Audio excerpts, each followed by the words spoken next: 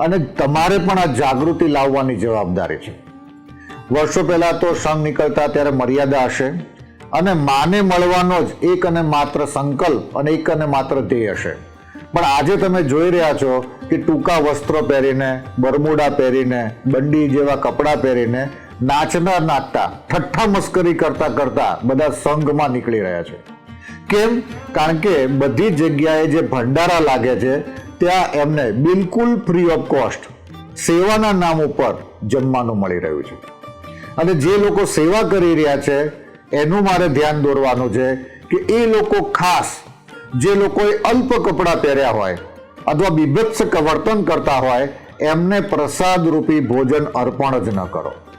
અને બીજું, જે સંઘમાં જતા હોય એ લોકોને કંઈ ના કંઈ કંઠસ્થ કરાવો. ભગવતી સૂત્રમ કંઠસ્થ કરાવો, જય આદ્યા શક્તિ, આપણી આરતી જે ગુજરાતની ઓળખ છે એને કંઠસ્થ કરાવો.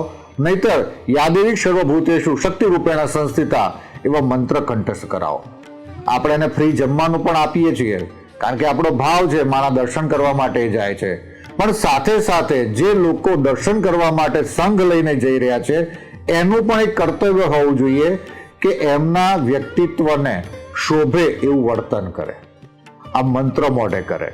નહીતર આવનારા વર્ષોમાં આ ભાદરવી પૂર્ણિમાનો જે સંઘ છે એ કોઈ વિદેશનો કાર્નિવાલ છે ને એવું થઈ જશે કે આપણે વસ્ત્ર પરિધાન ઉપર તો ધ્યાન જ નથી આપતા, આપણે વર્તન ઉપર તો ધ્યાન જ નથી આપતા. તો મારું તમને નમ્ર નિવેદન છે કે માં એ શક્તિ છે, સ્વયં શ્રીયંત્ર સ્વરૂપે એ બિરાજમાન છે. એના દર્શન કરવાથી આપણને ઉર્જા પ્રાપ્ત થાય છે, પણ વિચારો અને વર્તન બદલવાની જવાબદારી તો આપણી છે.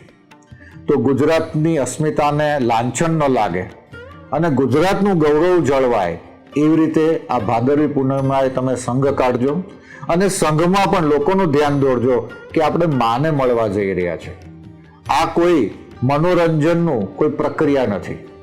બસ જે લોકો ભંડારો ચલાવી રહ્યા છે એમને મારા તરફથી, માના તરફથી એક પ્રાર્થના છે કે તમે સાત્વિક અને સત્ય ભોજન તમે પીરસજો અને એવું ભોજન ન પીરસતા કે જે કોઈ ફાસ્ટ ફૂડ હોય, પણ સાત્વિક ભોજનથી સાત્વિક યાત્રા કરવી એ આપણું શ્રેષ્ઠ કર્તવ્ય છે.